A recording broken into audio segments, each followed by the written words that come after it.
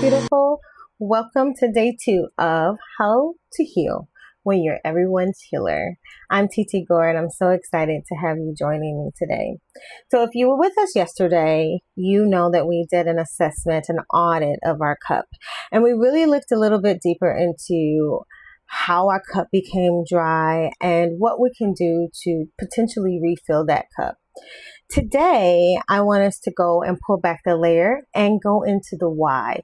What stories have been written that created the leaks in the first place? But before we get started, please take a moment, share, like, subscribe, send this to someone you know could really utilize the support of having someone alongside them as we go forward. All right, ready? Let's begin. Okay, so let's get into stories, right? Story soundtracks. I'm going to use them kind of interchangeably. I think playlist.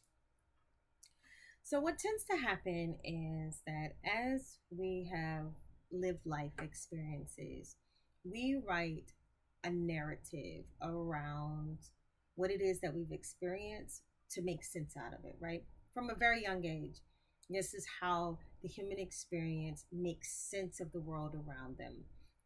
It makes sense of, life and death. How do we get here? How does our experience interact with someone else's experience? We're always writing stories about the experience and what it means to us and how we should experience it, or what's the word? That's not experience. Express through it, right? And so what happens when those stories are keeping us hostage? What happens when those beliefs become the soundtrack of our life, and it then dictates how we need to maneuver all of the different ups and downs and life challenges? If you think about, for instance, um, why people relax their boundaries. A lot of times we'll hear things like, I don't want to lose that person, or I want to be seen as kind. I don't want to be the person that has to say no. I struggle sometimes with people that I love because I feel like if I say no to them, then they'll think that I don't love them and I don't want them to feel that way.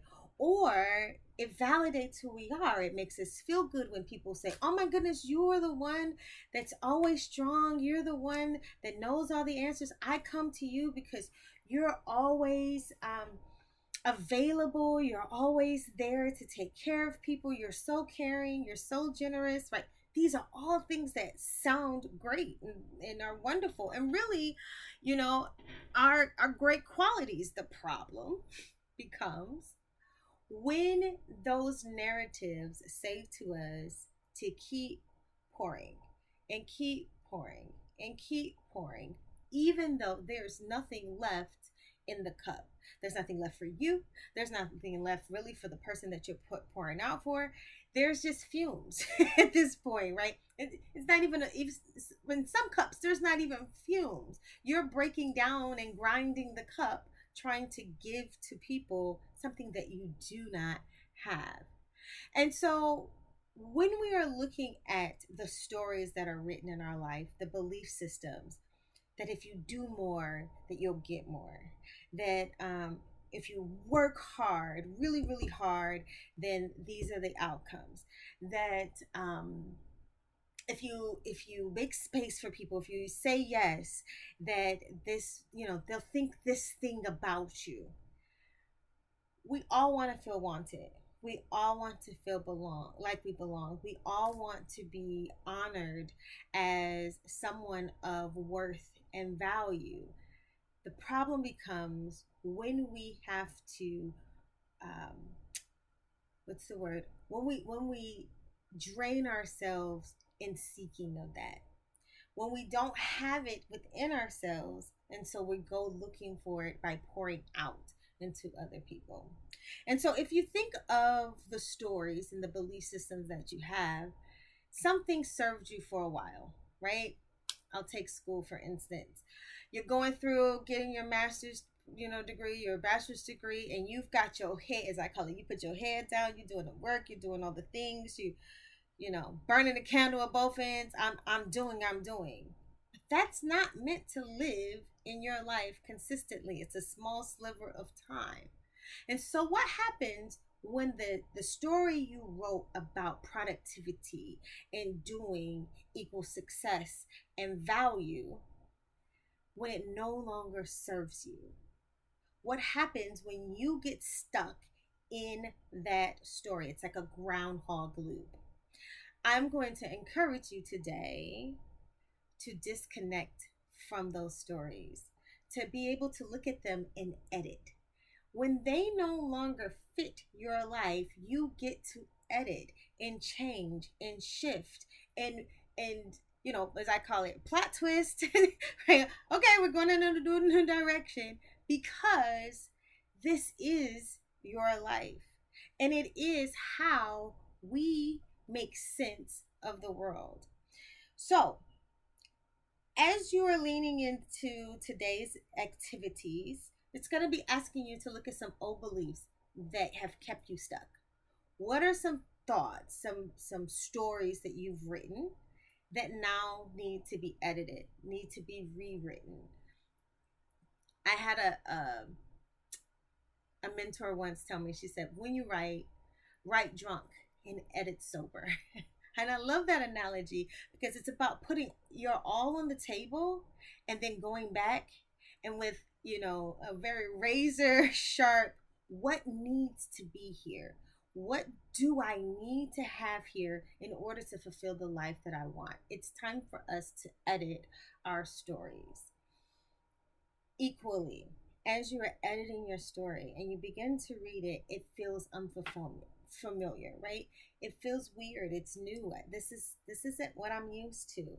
Like anything, it's going to take practice. You're going to have to say it again and again to yourself. You're going to have to confront thoughts when they show up again. And that requires awareness. The awareness that we did yesterday when we were looking at the leaks comes over to today. As we are living this thing and rewriting and creating something new, we must embrace the practice of being aware. When that thought comes up, mm-mm. There's a new story here. The storyline has changed. There's a new character here. We're moving differently. That becomes the way that we embed a new practice into our lives, a new thought process into our lives, a new belief system. So, we're going to end. As we end, I want you to take some moments and I want you to just really sit silently and deep breathe.